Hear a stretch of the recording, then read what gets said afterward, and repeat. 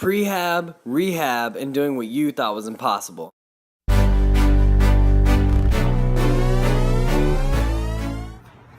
What's up, guys? It's Nate Johnson. I just finished my workout, really enjoyed it. My shoulder is feeling a lot better. Now, this isn't really a shoulder update, but I just thought I'd throw it in there. I'm still getting a little clicking, but it's much more stable. I feel stronger, and the clicking has definitely gone down. I'm paying much more attention to my posture. So I got a lot of good things going for me.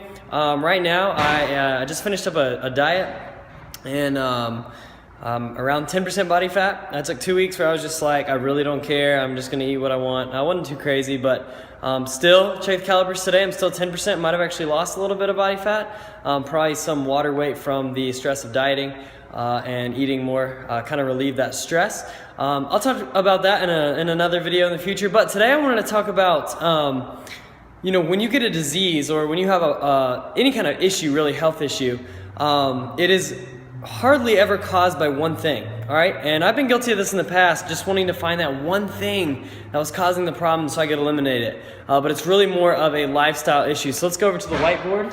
And I have written down, for me, I was just dealing with shoulder instability and clicking. And so I just went over here. It took me like 30 seconds. I got a few things that could have possibly caused it.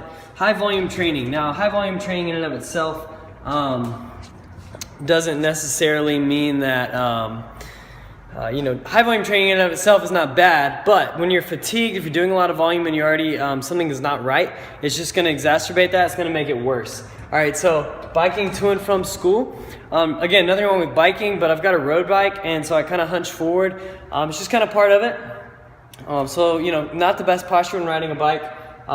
So neglecting to train the rotator cuff muscles, okay? That's gonna be the external rotation I've talked about in my videos. So just allowing those to get weak over time. Sitting with shrugged shoulders in class, sitting in class a lot. This left shoulder dumps, up and forward while I'm taking notes, right? I might be taking notes like this, dumping the shoulder forward. All right, I'm gonna quit moving the camera back and forth. Let you guys just look at the board. So 1-to-1 pulling to pressing ratio, I recommend that for most people, if you are at a desk or you're sitting a lot, you should be pulling for twice as many reps, okay? So I went back to a 1-to-1 pulling ratio instead of 2-to-1 like it should have been.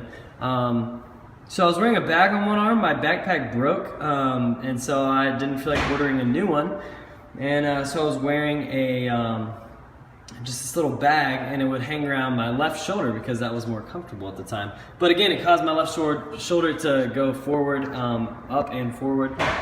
Increased time in front of the laptop because of school and work. I just finished dieting, and so just want a special note about that. Anytime you diet, you're catabolic, and so you're gonna lose a little bit of strength, and you really have to be careful because I tend to think that your smaller, weaker muscles, like the rotator cuff muscles, tend to be affected more by this. And I think this one also, before I started really having shoulder issues, I took about a month off from the gym.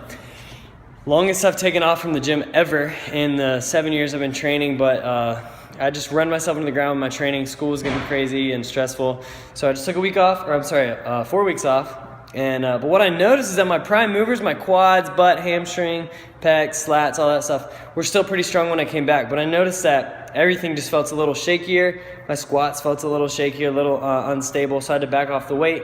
But I didn't do a good job of doing that with the pressing movement. So anyway, that's a lot of problems right there. If I had maybe not done a few of those, it would have fixed it.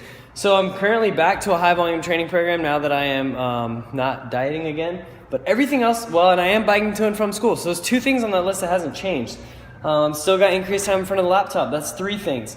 However, I'm back in the gym. I'm in a calorie surplus. I bought a new backpack, which is fantastic. It's pretty sexy too. I think it looks pretty good. Pretty flashy and fancy. I've increased my pulling. I am really paying attention to my posture in class. And so I'm not shrugging that shoulder, and I've also started to train the rotator cuff muscles again. And what do you know? My shoulder is a lot better. Could I take away one of these, 1 or 2 of these things that I've been doing and, still not have shoulder problems? Possibly. But that's why I just want to point out that most of the time you have an issue, it is a lifestyle problem, not just one thing, okay? Unless it was like a car accident, you fall off your bike, something crazy happened, then of course, that will do a lot of damage. But other than that, if you just have something come up almost out of nowhere, it's pretty likely that is a lifestyle issue. So now let's go back to the board. Let's talk about possible causes of disease. Same thing, you got a lot of things here. You'll notice like the fourth thing on the list is high stress, but really all of this is stress. So not enough sleep, smoking, no exercise, working too much, money worries, time with negative people, crappy diet, you're overweight, you have low muscle mass, you're drinking too much alcohol or caffeine, you just got crappy genetics, or not enough vitamin D. Again, I took like 30 seconds and came up with this list, so I'm sure there are dozens of other factors. But the thing is, you know, if you're doing a lot of those right, then you can probably get away with a few of them, all right? We're all gonna deal with stress.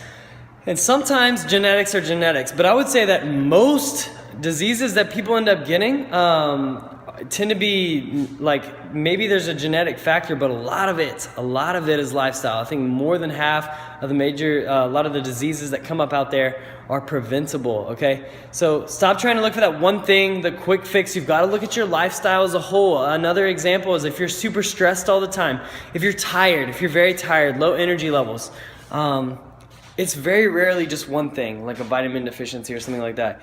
It could be a vitamin deficiency, you're probably not sleeping well, again, you're probably stressed, your diet's probably crappy, there's a lot that's going on.